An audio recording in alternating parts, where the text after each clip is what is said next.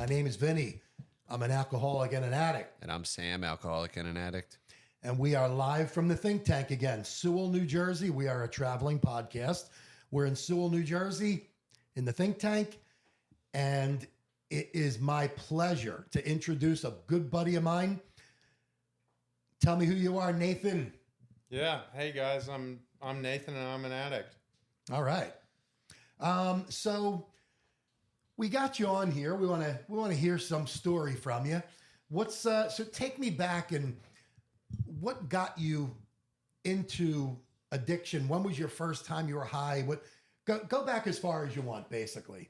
Start from the beginning. Yeah. I always like to start from the beginning, and I always say this: I was born at a very young age. Yeah. Good one. Good one. I was born to a middle-class home, great parents. Still to this day, my parents are together, madly in love. I was the first of two. My sister, I'm 4 years older than my sister. From the outside, from the very beginning, I was set up for success, as well as as good as you could have it, I did.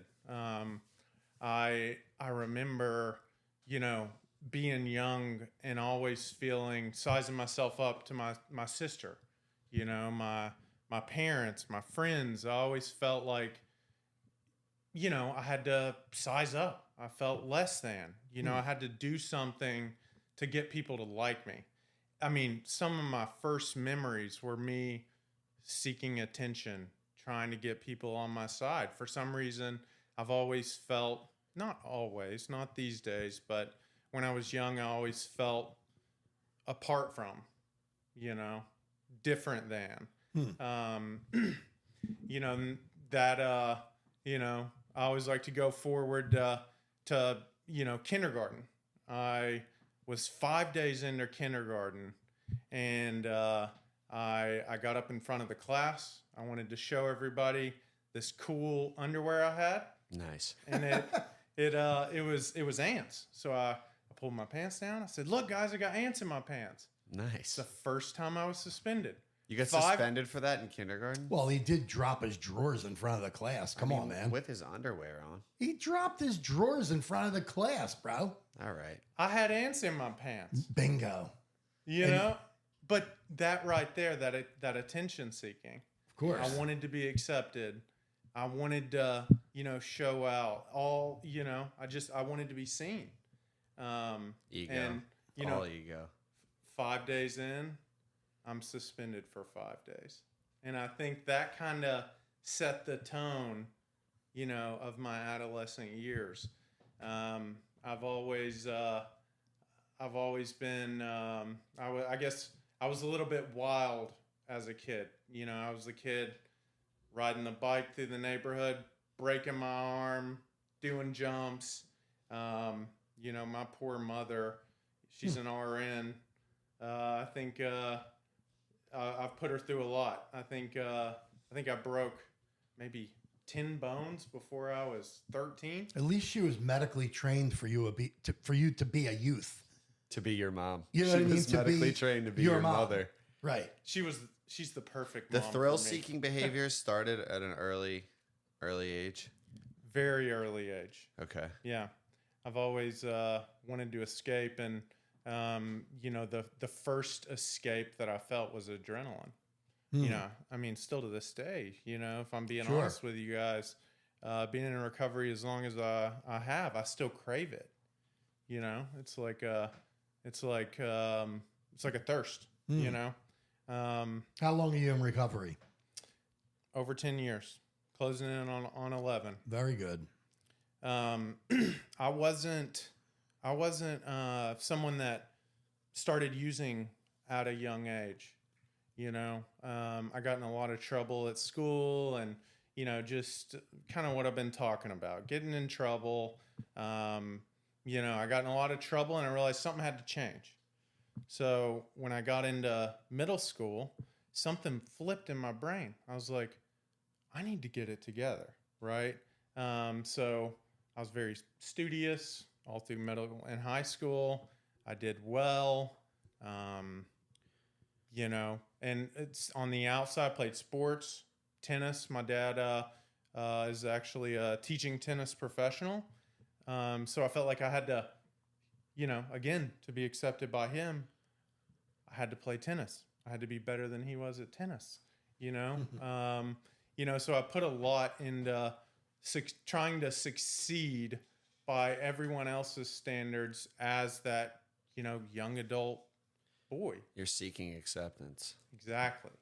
And that's the core of my story. I'll never forget. So I was the closest person in the entire world to me was probably still to this day someone I feel very close to, even though they're no longer here, was my Nana. I was 15, maybe 16 years old. I was actually on vacation with my cousins. We were snowboarding out west, and I get a call that, your Nana's in the hospital. And I was like, what is going on? My Nana, she was at that moment diagnosed with stage 4 colon cancer. I flew home. She died 12 days later. So, in my opinion, that's the way to go out, right? You're sick, Yeah, it's bad, absolutely. it's terminal. So there's a lot of peace in that part, but I felt like my one attachment, to that made me feel at home, like biscuits and gravy on a Saturday morning, Sure. just left, right? Maybe a couple months later, I was hanging out with my buddies, and there was a bag of mushrooms.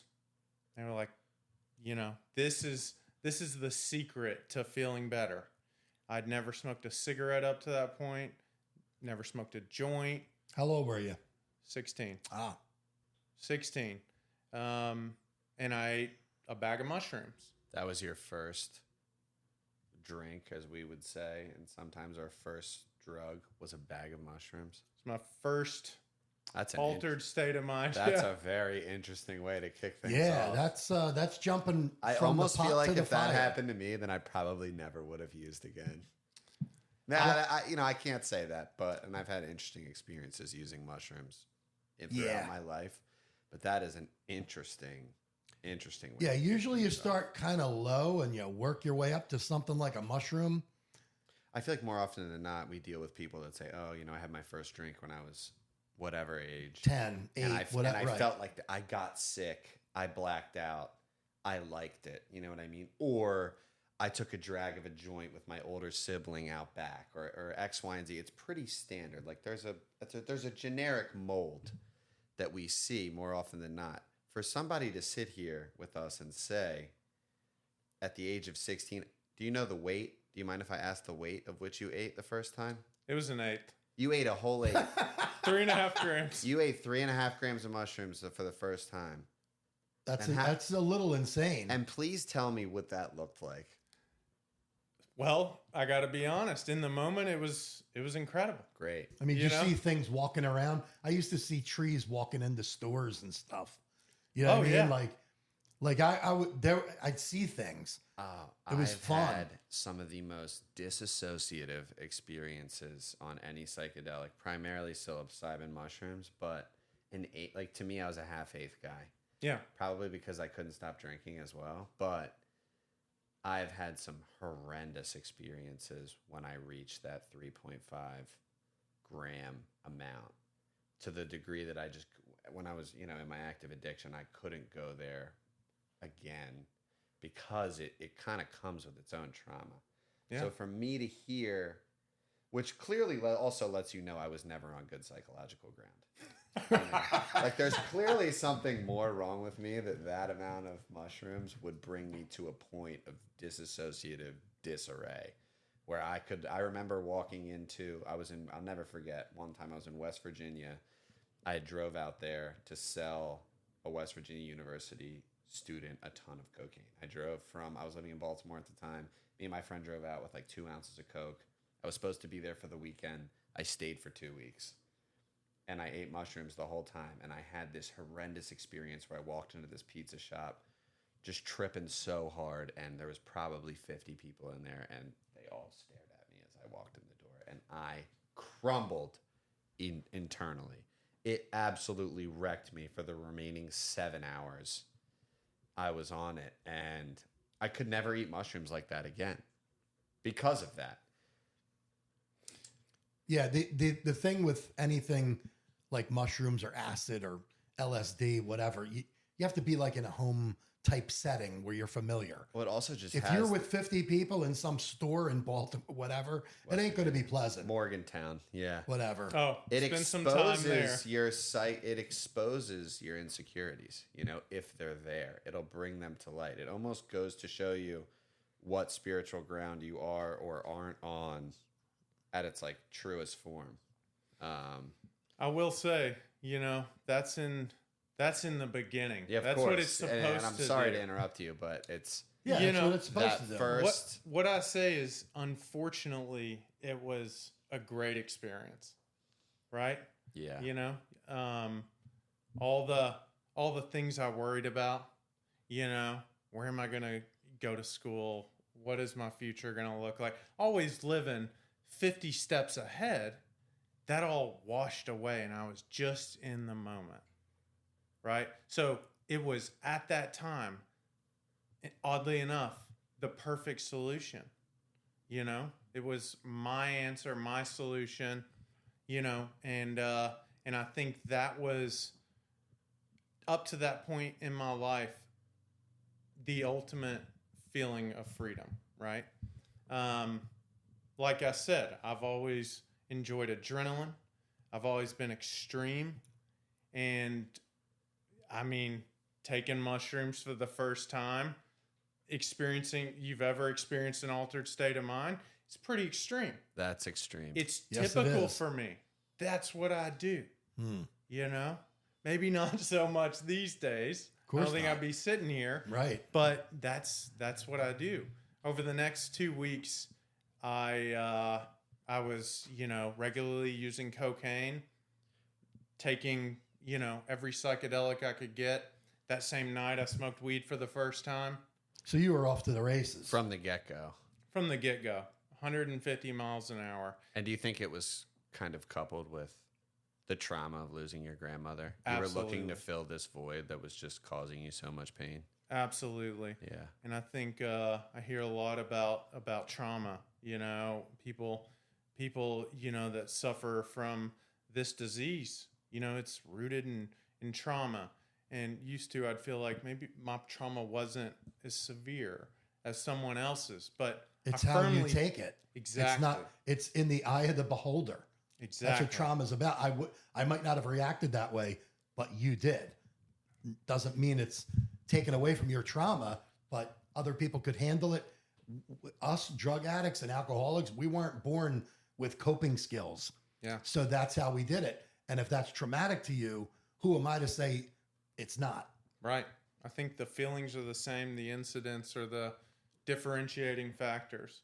I think that's why we all relate in here is, you know, we've experienced the same feelings, you know, maybe not the same specific histories, but those same Sure. feelings. That's the relatability and that's the feel good. You know, when I'm in a room with other alcoholics and addicts, I just feel better, you know, I feel so much more at home. You know, so I took off, you know, really quickly. The day after I ate those mushrooms, I stole one of my parents' checks. And I wrote a check for $120. Wow. Usually it takes years to get to the point where you're stealing checks. That's the wild. next day, you know, and I was a straight A student, captain of the tennis team, on the golf team, all this stuff. And the day after the first time I got high, I realized I needed more immediately. Mm. So I didn't have any money. You know, I was a high school kid. You know, I had a job in a grocery store. You know, and I didn't have any money. So I wrote that check. I cashed it. I didn't even know that's how it worked, right? Like almost this intuition to get more. Go steal a check. What year Right. was this? That was let's see. You stopped me here. That was 2007, 2008. Give or take.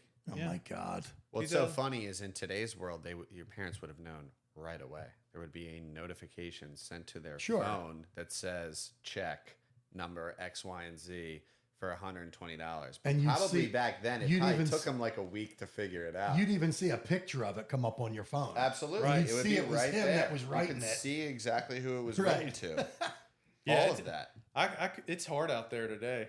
You couldn't do that today. No chance. And I guess I should back up a little bit. And I think it gives a little insight into why I took off as quickly as I did. So, my mother, we have an incredible relationship. We, for the most part, always have. My mother's an incredible woman. She'll do anything for her family, especially her kids. Anything. There are no bounds. And my mother had some trust issues with me, right? Some of the pressure I felt came from my family. My mom, I remember I came home one time from a friend's house. I was maybe 15, stayed a night with a buddy. I'll never forget, I walked in and my mom asked, "Why are your eyes red?" And I was like, "I don't know. I have no idea." And my mom thought I was high. She had this fear that I was using, right? And you hadn't even started yet. No, I never had. There were, maybe she saw the writing on the wall, I'd say. Maybe. Both of my grandfathers were alcoholics. Hmm. So maybe that's where that came from. There was right? a fear. Yeah. You were There were- predisposed to this. And Yeah. she knew that. Yeah. And I mean, my personality, I find something, And maybe It's your off to the overwhelming races. desire to fulfill right. allowed you to fill that role for your mother. Right. So I felt, like someone was accusing me. I felt, I got pissed. Quite frankly, I got really pissed. And that was a fairly regular thing, to the point of, my mom had so much fear that I was drinking as, this young adult boy, that, she would compulsively drug test me. How right? about that? Really? Yeah. Yeah. It's not something I've heard from very many people. There are a couple people that I know who have had a similar experience, right? And it really had nothing to do with me, had everything to do with my mother. And there's more to that Sure. I can't get in here. Sure. That really unraveled through the process of my recovery and my family's recovery. That, like I said, I can't get into here, but was absolutely incredible. The healing isn't just for the individual. For me, it's the whole family and everyone around me. Absolutely. Right? It's a family disease. That's the beautiful part of all this. We sink together and we swim together. Yeah. Yep. So that was, backing up a little bit. So when, I did experience the state of mind, I was like, oh, fuck yeah. Mm-hmm. Hope I can say that. Sure. Okay. So, I felt free, and I was immediately like, hey, guess what? You got your wishes, Remember, she drug tested me one time, and I'd been doing coke, and I was glad to fail that drug test, right? Was that the first one you failed? Yeah, it was the first one I failed. How regular were the drug tests? At least every other week. And it Wow. wasn't like coupled with her thinking you were up to no good, or maybe you hadn't been home in a while, or maybe you were out No. with friends that she didn't approve of. She just had a box of cups. Yeah. Wow. My dad, And you were ready to fail the drug test. Right. I was almost proud to. You were ready to fulfill the destiny. Right. And it That's caused so a great. That's so insane. Luckily, I mean, I not say had- that's so insane, but like that wild. Yeah, to think it about. is. It is. Luckily, I had an ally like my dad. He thought it was absolutely insane. Oh, he was on your team with that. Yeah, Okay. but he was on my team. Happy wife, happy life. Something I think all of Absolutely. us know in here. Definitely. So it was more like we go play around the golf. He'd be like, "Son, I'm so sorry." I'd be like, "It's crazy, right?" Yeah, but you kept failing them. It's not like your Well- mother was wrong, She right? Right. She was wrong up until the point that, it was a chronic issue very quickly. And, you know, she obviously saw something, right? Absolutely. You know, so that situation and that sequence of events really, to me, makes sense of why I started so quickly and why it ramped up so quickly. You know, the using was fun at first, and I think that fun at first for a lot of people is a different time frame. For me, it was maybe 3 months. Others, it might be years, maybe 3 months. I'll never forget.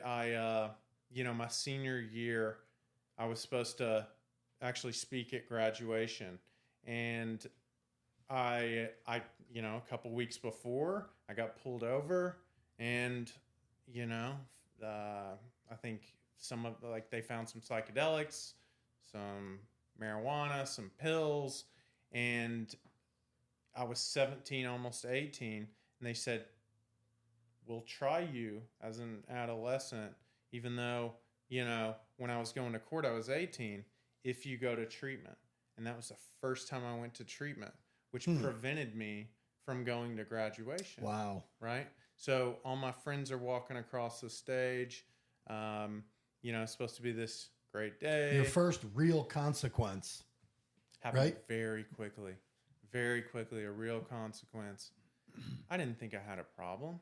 I thought I had a solution, right? I was still, you know, going to school, had that all set up. Things had looked all right on scholarships. paper. Oh, you had scholarships for college lined up. I did, yeah. Nice. And, you know, on paper, everything looked good. And, you know, I just got caught. That wasn't my fault, right? They shouldn't have been tailing me. Should have never pulled you over. Yeah, why would they pull me over? Like, why me? I'm me. That's hilarious. Right? And that's the thing. That's the thing. Why me? So, you know, that I was in rehab during graduation. Everybody was asking where I was, and I met some guys in there that weren't using like me. Right? I'm not as bad as them, but I kind of liked them, and I was kind of interested. So I got out of treatment. You know, went to school. Those Where'd you guys. go to school? Huh? Where'd you go to school? University of Tennessee. Nice. Knoxville. Nice. So Volunteer. yeah, my hometown, baby. So, you know, went to school my freshman year, living in the dorm. Those guys got out of treatment, and those guys were using heroin. And you know, I went over there to their apartment to sell them a bag of pot, you know, pretty harmless. And there's this stuff sitting on the table. And, you know, I was a bit of I didn't really discriminate when it came to substances at that point. I was willing to try anything and everything. I was like, what is that? And they said, heroin, you know? And I was like, oh, okay. Like, do you want to try some? And I was like, yeah, I would love to try some. They were like, okay. I was like, this was black tar heroin. It was This garbage. was tar. This wasn't powder formed. It was No. filthy. At all. This was black tar heroin. I was like, can I snort it? And they're like, no, you have to shoot it. I was like, oh no, I'm good on that. And I'll tell you, 30 minutes later, it was just going through my head, the rat race, like, you know, just swirling in my head. There's a reason people do it. It must be fantastic. Did you have any type of relationship, I'm sorry to interrupt, with opiates up until that point? No. None. Okay. I just didn't know because I know you I had said a you had knee gotten surgery pulled over with when pills. I had a knee surgery when I was younger. You know, I remember maybe taking a couple of the pills they sent me home with made me sick. I never, you know, associated that to a good feeling. Okay. Right? Yeah. You know, have my mom throw them away. Whatever. But no, I'd never experienced an opiate. Okay. So I asked those guys, I'm like, I think I would like to try it. Do you have like clean needles? Right. You know, I know, you know, I know you're not supposed to use someone else's needle. Right. And they said, we sure do. And, you know, that was The first time I used an opiate was IV heroin. And And they were happy to get you hooked. Probably they sure were. booted everything up for you and found the vein for you. And They did. The They whole did. yeah, nine. the whole 9 yards. And how was that? What was that experience like? It was, I mean, bliss, right? Felt like a hug from God. Hug as they from say. Jesus. I Yeah. like, and I've heard you say that before, Sam. Yeah. Yep. Mine is biscuits and gravy on a Saturday morning. I love biscuits And I- and and I gravy. say like that- better than a hug from That's God. great. I Yeah. say that because when I was growing up, we'd always have biscuits and gravy on a Saturday morning. Me, my sister, my mom, and my dad, right? And so the further I got away from that, to the point my story led me to homelessness, true homelessness. The further I got away from that, that's something I always longed for when I was just in the shit of the shit, was biscuits and gravy on a Saturday morning with my family that is I'm completely estranged from, right? So like I love thinking about that these days, right? And I have experiences that remind me of that. That was probably a reflection of, excuse me, the last time you had innocence. Yeah. Biscuits, gravy, Saturday morning cartoons, things like that. Like it's an innocence. Right. It's so funny you bring that up. My first treatment stint ever when I was an adolescent, I was 15, I think, years old, was a treatment center outside of Nashville, Tennessee. I It loved was- that episode. I just got to say, because I know exactly the one. You know exactly the one. And I was got there too. I was the only person from the Northeast. Like, I was from Philadelphia. course. Everyone else is from like Memphis, Tennessee, somewhere down south.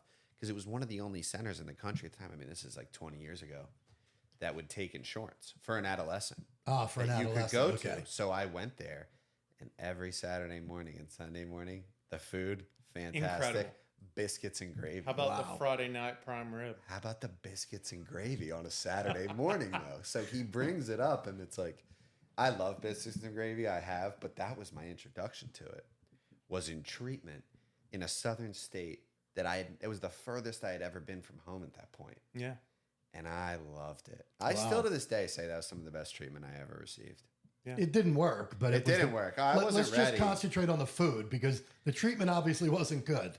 But my memory of it still to this day is very much we, as the adolescents, because they had adults as well, we would have to sit at this one table and it was just us and we couldn't go in when the females went in, and it was me and maybe like 8 other boys. I would say men, but boys. And Saturday morning, biscuits and gravy. Or maybe it was Sunday morning, but still, like, it was the best. I actually Incredible. remember it on Saturdays. You do? I was there You was there as an well. adult, but Is that it- the same one you were in as an adolescent or no? no. No. All No. right. No. So, never, gotten high before, mushrooms, never done opiates before, IV heroin. I realized I was an addict very quickly after that point, right? I was still, before that using every day, but it was party drugs. We were seeing a lot of music. There's a certain band I like, big Fish fan. The band Fish. Huge So- culture yeah. attached to Yeah. fish. Yeah. So I don't even like fish, but I just like doing drugs. So I had would go to fish. I had concerts. dreadlocks. Yeah, Yep. I don't know if you've seen the pictures. I've seen Sam. the photos. We I have. Okay, I know Yeah. Vinny has. Oh, yeah. I've seen photos. Yep. So, Fish was one of them traveling bands. They played constantly. They were like the Grateful Dead. yeah. People just followed them. To me, fish was always an excuse. Like when I would go see fish, I've seen fish maybe 3 times in my life. I don't like fish. I'm going to be honest with you. And you know, fish is you either love it or you hate it, and there's no in between. Correct. There's no one who's just like, yeah, fish is okay. Right. It's either you're in or you're out. It's like a cult. But when you go to fish, in my opinion, it is a place where any and all people from all socioeconomic backgrounds can come together and do a ton of drugs and not feel judged whatsoever. Correct. Right. It is. I did drugs I never even heard of with middle school science teachers when I was like 16 and this guy was 38. Like, how inappropriate is that? you Yep. know? Correct. Yeah. But that was the culture, It co-signed. It's a really, really great band to love if you're looking for something to co-sign your disease. yeah. Oh, yeah. I would agree. I would definitely agree, especially at that point, in my life, it really fit into everything I wanted to do. Absolutely. Right. So, you know, going back to, that night, that used heroin for the first time, that really set the tone for some miserable years. I think I moved out of that dorm because I stole somebody's oxys. Maybe 2 weeks later, was living wherever I could sleep. Just wasn't a good situation. I mean, I ran with it. I mean, how could you not though? Right? Yeah. That's the thing. How could you not? Never once have I heard someone say, "Yeah, I tried heroin. It was okay. I might do it again. I might." Right. not." Right. Never. Exactly. So then once I got to that point, the ways and means to get more became, more extreme, of course. right? And I got in trouble, more legal trouble. I won't go through all of it, but I went to treatment a lot. I'm one of those chronic relapsers. At my parents' house, I have enough white chips to coat a tile floor. Right. Play a poker game with. Yeah. Yeah, exactly. Yeah, right. Definitely could do that. Definitely. So how old were you between the 16-year-old that did the mushrooms and the person that did the heroin? 18. Oh, so it was just a couple of years later. Yeah, You and were the hardcore. 16 was like, I was 16 and a half. Right. Maybe 16 and 3/4. It wasn't So it was long. a year plus later you were in. 18 months later, he's Wow. dropping out of his freshman Year year and of a half. college, a junkie. Right. A junkie, a bona fide junkie. And my poor mother, right? My parents, my sister, what I put my family through Sure. was extreme. It was incredible, right? I believe it. The worst we all nightmare did it. become true. Yeah. Right. And, I had great addict parents, actually. My parents did not co-sign my shit. You They and let you live on the street. Oh, yeah. Yeah, Same. there you Oh, go. yeah. Same here. Yeah. My parents were great addict parents. They did not make it easy on me. They My educated mom would- themselves properly. My mom would buy me food. My dad, wouldn't really talk to me, right? If I really needed some food, my mom would bring me some food. No money. No money, no Oh, no. place Never to money, live. only food. Yeah. Right. There was no point in, I'd get in some trouble, get in a bad situation. There wasn't even a point of calling my parents. Of course not. Sure, my mom and dad liked to hear I'm alive, but I was estranged. And the shame coupled with it. It's almost shame worth was remarkable. staying outside and going to sleep on an empty stomach. That comes around to the fact that why you do it again. Right. You're trying to put away that shame. You're trying to dismiss it from your brain. What's the best way to do it? You use again. You continue down the path. Yep. It's a vicious cycle. It is. It's funny, the highs get lower and the lows get lower. Yeah, it all. Right. Got that right. So That's a good one. but one thing I've always had, like I said, a supportive family. When I was genuinely wanting to get help, my parents were always there. Yeah. They didn't give me any money. Hell, they didn't even give me a ride, really. But Yeah, but that's they would the way help it's me get supposed to into be. treatment. That's the way it's supposed to be. You don't feed the addict. You help your family member. So if you want to stay an addict, you're going to do it, and you ain't going to do it under my roof. When you want help, let me know. I'll get you the help you need. But we ain't going to feed the addict. My son's trapped in there somewhere, and we're going to get him out when we can, when he wants the help. But we're certainly not going to feed the addict. Right. So luckily, my mom was a state employee, had great insurance. She kept me on the insurance. That's great. So when I needed help, I always had the means to do so. Thank God. Yep. There's so many that were not as fortunate as I am, and I have never taken that for granted. I firmly believe if like I said, I didn't have everything I wanted, but I always had everything I needed. Absolutely. And if it wasn't for my family, I'd be for sure dead right now, right? When I was using, and even when I finally got clean. Fentanyl was, a prescription patch you got from a cancer patient that sold it to you. It wasn't this thing they put in, sold as heroin or dope or whatever. I had my times. I've done the overdose, the Narcan, the putting you in the bathtub with cold water and basically hitting you in the face until you woke up.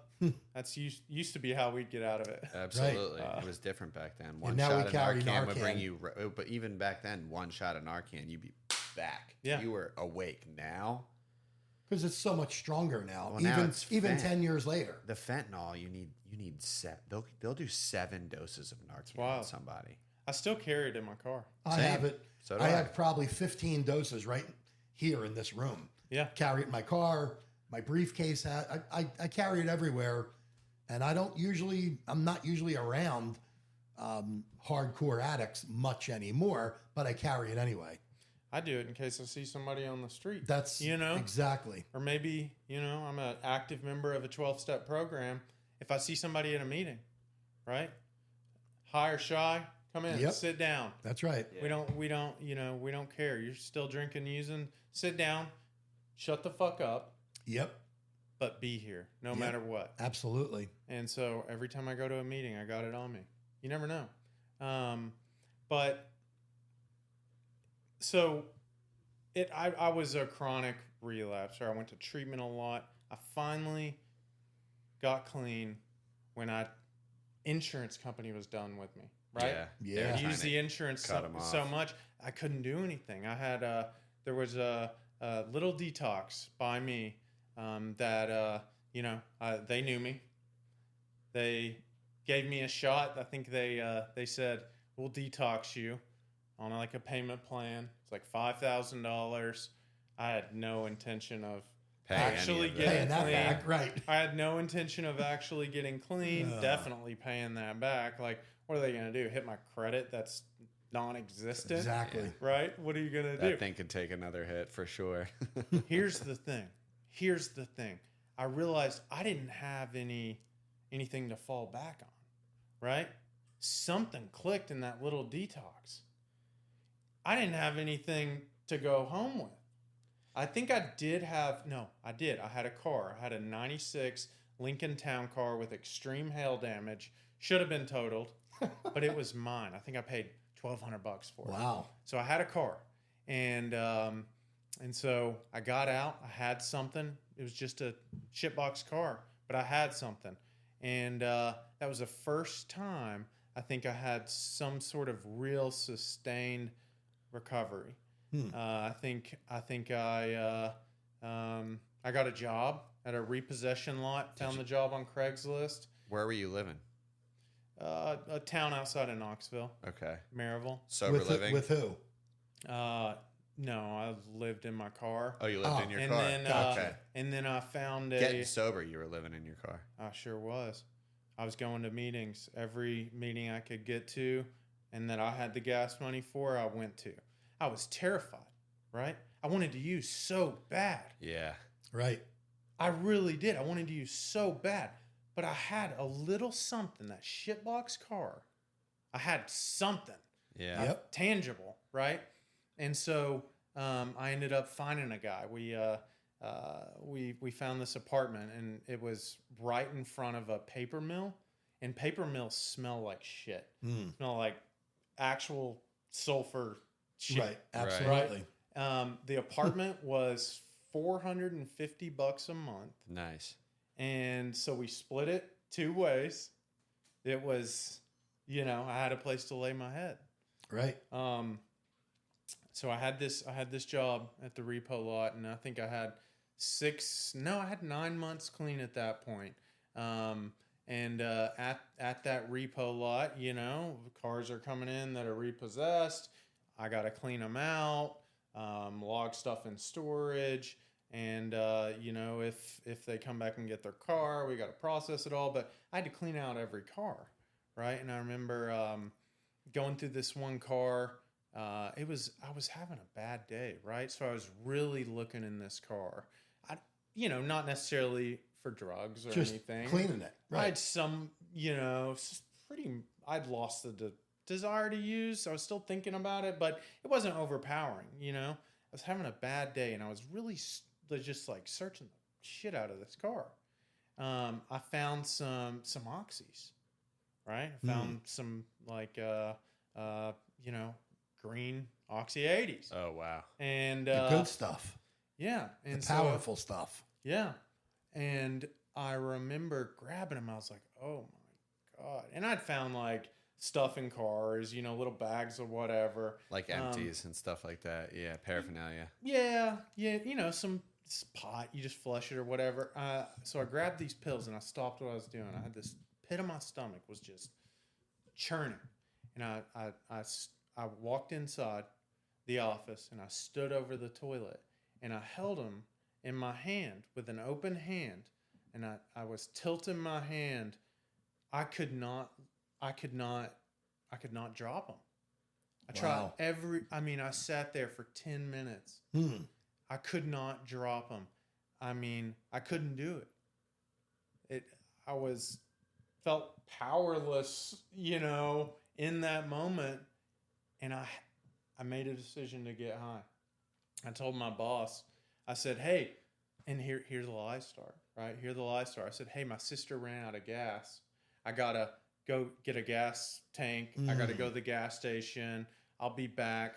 I went to grab the gas can. I went to the pharmacy and bought a needle and shot up in the parking lot. Shot up oxy 80s. Yeah. And I went on a 2-week run. Honestly, probably the least hardcore relapse, right?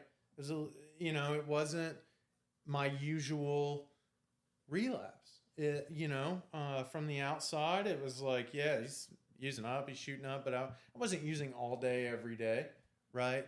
But I felt just completely degraded. I felt terrible feeling. Just desperate. Like I was just the worst you could ever imagine, wanting to die, man. I mean, just wake up. Like, why did I have to wake up? And more so than waking up on a bench and wherever the hell I was. That relapse after you have a taste of recovery is just unbearable. It's shame in your spirit. It's your spirit's crushed. You're never more broken. I can attest to that as well. Like it is the most soul-shattering thing ever because you really, really want to stop. Exactly. More than ever.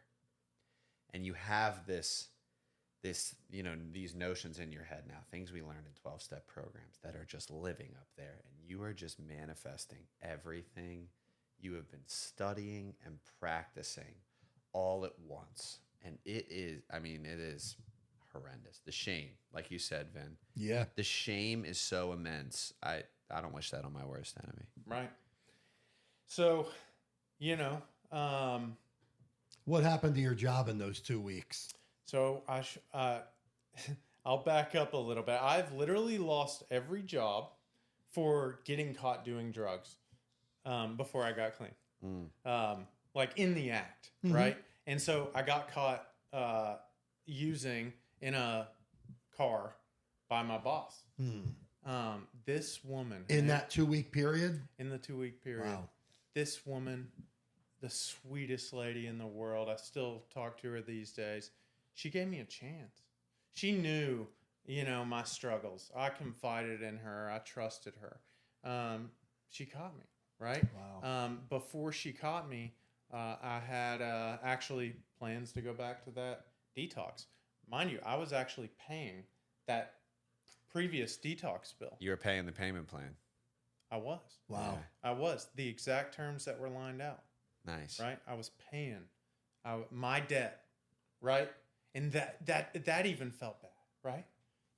I'd gone from just having a totaled car to a little apartment, and I was paying back my debt. You were doing good. Paying back my debt. I'll tell you, I wasn't working steps, right? So I had plans to go back to that detox. They actually accepted me back. My mom talked to him. I told my mom, I'm using it. It's not terrible, but I don't want to be doing this. So she caught me. I had plans the next day to go to detox. Obviously, she sent me home that day. I went to get high one last time, and I'd made a decision. This is going to kill me, or I'm going to give it the honest go. Like, the honest go, because I cannot keep doing this. I keep relapsing, doing half-ass program, picking and choosing what I think I should be doing. Get to I even work steps a little bit, get to the 4th step and drop acid because that's the connection to God. Right. That's how sick I was. That's where the work starts. Right. So I had all these ideas that were just completely screwing me. And so I got in that detox parking lot. I parked right up front, right? I was either going to end it all or go to detox. But I parked in the front parking spot. I shot a gram of dope, obviously overdosed in the very front, came to Narcan in the detox, So it was a feeble attempt, but that was my state of mind. I didn't actually want to die. I just didn't want to suffer any longer. So that was the last time I got high. That was the last time I got high. What were you, about 24? 23? So that was 2014. So yeah, 23. 23. Yeah. What? How old are you? 33. Yeah. That was the last time I got high. And so, to some I didn't use long, right? But it was enough for me. It doesn't matter how long. You had a problem. Yeah. There was something. So I got out of the detox once again, tacked onto the bill. I think the 4,000 turned into about 10 or 11,000. Yeah. They were like, let's tack on another grand for this kid. Yeah. He's paying us. Might as well squeeze a little juice out of this. The rates went up. Yeah. Yeah, but they detoxed me. I went back to the apartment. I went back to the job with a ton of shame, but someone had my back. Someone believed in me that wasn't, a family member. The job, Kimberly, at the repo lot. She believed in me. She's How about like, that? I'm going to give you a chance. I didn't tell anybody about this. She's like, I love you, buddy. And nobody besides my family and people in the rooms, had ever said, I love you. I was like, really? Holy shit. And you're still in touch with this woman? I am. How about that? Yeah. Very nice. Yeah. Incredible. She's an incredible woman. So went back to that job and was going to meetings, got a sponsor. My first real sponsor, I actually did some deep work with. He unfortunately passed away from a motorcycle accident with 44 years of active recovery. Okay. Wow. 44 years of active every week, every day. Traveled the world. How about that? Setting up, meetings in other countries. And incredible man. So I had, a little bit more effort this time around. And I'll never forget, one thing I always had was a bunch of, some tabs of acid from, the fish shows all over the country, the festivals, I kept them in an AA book. Okay. Really? I kept them in an AA book. And I remember the moment I completely lost the desire to use, and it has not came back whatsoever since this very moment. I had 4 months clean. I had this burning desire to just give that away, give that AA book full of LSD away. Oh my God. And I was dating this girl at the time, and she wasn't in the rooms, and I gave it to her. And at that moment, I felt a spiritual connection I can't even explain to you all. You right let now. the last anchor go. Right. So what did she do with the acid and stuff? I mean, she took it home, probably took it over. I don't know how long it took. What was to it eat like? that Was much, it a Oh my sheet? Was it God. like a lot? Well, it was a lot. Yeah, I'm sure it was. Yeah. Wow. Yeah, and it was a lot of different kinds. So, but I gave it to her. I felt this need in that moment. It was weird. Something came over me. It was like, you're not going to fucking make it unless you get rid of that. And at that moment, my life changed forever. Right? I lost the desire to use, and the world opened up.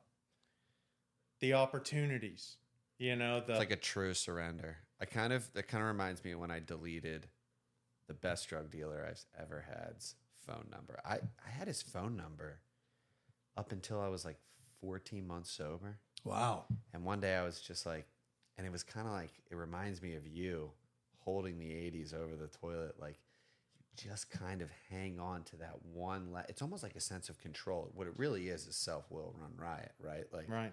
It's not being able to completely turn it over. And that moment where it is so freeing. I'm glad you shared that. Well, and it was what I looked for with all the psychedelics. That same spiritual experience I experienced one night, I had in that moment by giving it away, right? And it was a physical act of giving a material possession away that created a spiritual experience I can't even imagine.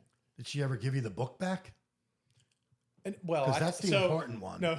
So here's the important thing. part. I took the stuff out of I gave her the book, and I was like, "Take this."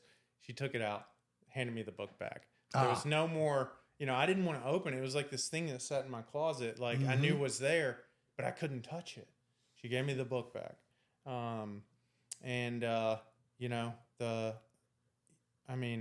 the gift that continues to bring me that very moment is nothing short of, remarkable. Several months later, I was still working that job, working my ass off. I loved that job. I didn't make shit. But somehow I still had everything I needed. Yep. Right? It taught me how to prioritize, how to be responsible, how to pay my debt, my financial debt. I paid off that bill, right? I made $10.45 an hour at that job, and I had that bill paid off in 2 years. You had everything you could have possibly needed. Right. And then some. I had a motorcycle. Did you? Yeah. I And had a car? Even had enough to buy a bike. Wow. I financed it Well, for sorry. a crazy rate to build the credit. Yeah. But, Exactly. Sure you but did. hey, I didn't miss a payment on that. 29% interest. Oh, it was sick. I think that's what it was. I'm sure it was close to that if it wasn't that. Big old 30 banger. Yeah. I think when you get to 30, it's illegal. Yeah. You may as well go to the mob for 25%. You know what I mean? Yeah. At that point. But I remember maybe several months later after that experience, I was in a car cleaning it out, and there was this travel urn. Sounds kind of like morbid or whatever, but an urn you put ashes in and carry it with you. And I looked into it, and it smelled like heroin. And you don't know what it smells like. I hope you never do. But there's a distinct smell. And I opened it up, and sure enough, it was a bag of heroin. And I went to How that big of a bag? You talking about a Talking about an ounce, talking about a bag. a sandwich baggy kind of a bag? It was wrapped up the corner of a bag, probably a quarter ounce. Yeah. A significant amount. Wow. Yeah, it's Right. a lot of dope. I went to that same bathroom. I shit you not. You talk about stuff going full circle. I didn't hesitate. It went right down the drain. I've never seen so much dope mix up in water in my life. Damn. At once, yeah. I felt so good. Kimberly, my boss, was not there. I called her. I said, guess what I did? And I videotaped it just to... Yeah, that's cool. I need some proof here. Right. Absolutely. But I flushed that dope, man. And that's coming full circle. Sure. Right? That's coming full circle. And, the rest is history. Like life these days is absolutely incredible.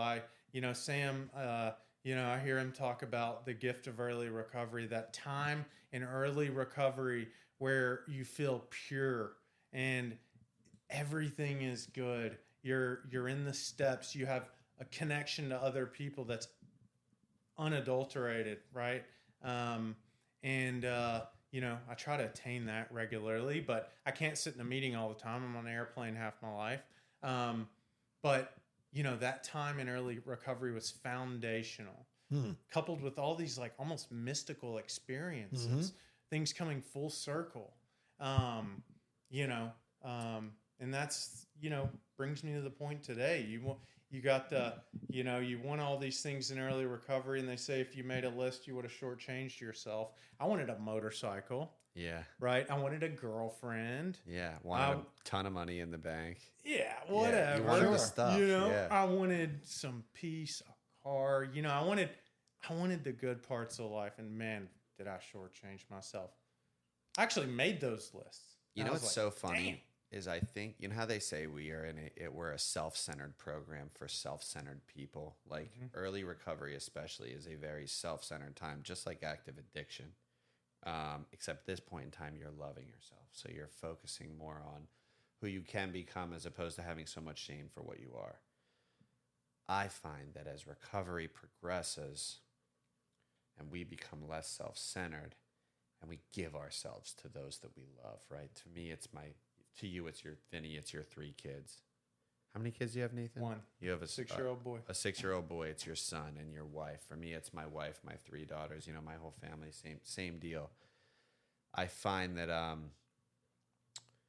we owe it to them, right? Because for me, and I'm sure for you, it's the fuel that allows us to keep going and to keep loving, especially when we don't have the opportunity to do it for ourselves. But when I talk about that time in early recovery, that's so magical because you're so in tune with the simple things in life that you took for granted before. You have to have that moment because God, or whatever you choose to call your higher power, is going to give you a laundry list of things and responsibilities that you are going to have to take care of. And it's your duty, as a functioning member of society to do that. And to me, that freedom is the best. It becomes the best over time. It's harder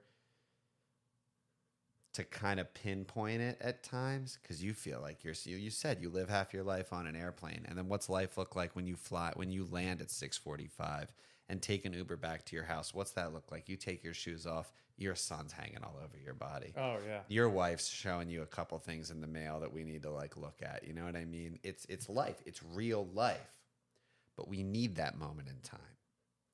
That first 3 years to kind of relish in our success, of just loving that simple life. I love hearing you talk about it, brother. Man, and it set the foundation for everything. And, it taught me how to be responsible, and it taught me how to not be so gluttonous. Yeah. Right. And not be just a consumer, but be a provider too. I take sponsorship very seriously. I've had some of the same sponsees for a lot of years, and I take sponsorship very seriously. Like I said, my first sponsor passed away, but gave me the world, man. Gave me the fucking world. Gave me the keys to the kingdom. Yeah. And and because of all of those things, I can honestly say I'm a great dad. I'm a great husband. I take care of my family, and my family takes care of me. My son takes care of me. Absolutely. My wife definitely takes care of me. Sure. I mean, really takes care of me. Poor woman. I mean, I'll tell you. God bless her. Yeah, I was going to say the same thing. Yeah.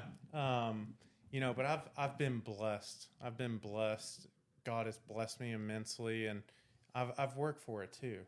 And it's a continuous, I don't want to say struggle, because honestly, guys, it's not a struggle. Do I struggle with certain things? Sure. Who doesn't? You're human. I call it a grind. It's a continuous grind. I like to grind. It's a grind. Yeah. I like to grind. But it's not a struggle. I know, because it's very rewarding. Yeah, and a lot of people use the word work in your recovery, and it's all about you. Are you working? Well, I guess you're learning about yourself. What makes you tick? What gives you happiness, joy, whatever. You want to call that work? Okay, I get. It ain't like you're bringing barbells up to an attic. That's work. You know what I'm saying? This is work on yourself. So I hate to use the word work because it's all about you. Couldn't have said it better. It's not always easy, but it is always simple. Those are two totally separate things. I agree. And I, from my years in the program this time around, just for today, pray to God regularly. It's my last, right? But just for today, I'm sitting here with you guys, clean as a whistle. Truly happy, joyous, and free. And in all those years that I've been here, I've seen a lot of people go back. My best friend, arguably my brother, you guys both know him, Justin. Yeah. Out of all the guys in the beginning, we're the two that are still here. And what happens is people get some stuff in life. For those of you listening, you get some stuff in life. You think, maybe I don't need to do the things that got me here, right? I can skip a meeting. And sure, you can skip a meeting if you're busy. But if I'm at home and I just don't want to go because I'm tired, I get my ass up and go. You owe it. You owe it. Listen, yeah.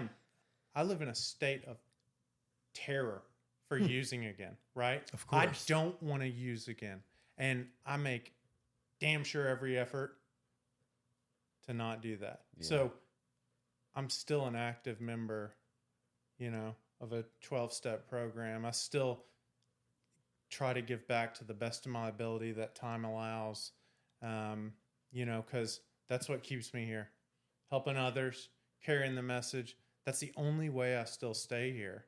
And when I say stay here, I don't mean keep the house and the cars and the money. I mean stay alive and stay in this state of peace that I generally feel, right?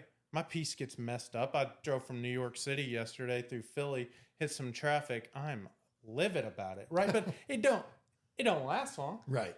I'm like, it's kind of a joke. It comes and goes. Comes and goes. But I think that's the ticket, is staying. Just staying. Not going anywhere when life gets good. I've been tempted. Sure, I've gone weeks without a meeting before. And it feels like shit. Oh, it's the worst. But I watch other people. I'm a people watcher. I absorb other people. I'm pretty good people. I read people fairly well, I would say. I watch and I pay attention, and that's always the crux, is people leave the process because it gets too good, which when we're sitting here thinking about it right now, doesn't make a lick of sense. Yeah. Yeah. My old sponsor from many, many, many years ago used to tell me, when you're feeling horrible, get to a meeting. When you're feeling great, get to a meeting. Bad times aren't going to last. Well, guess what? The good times aren't going to last forever either.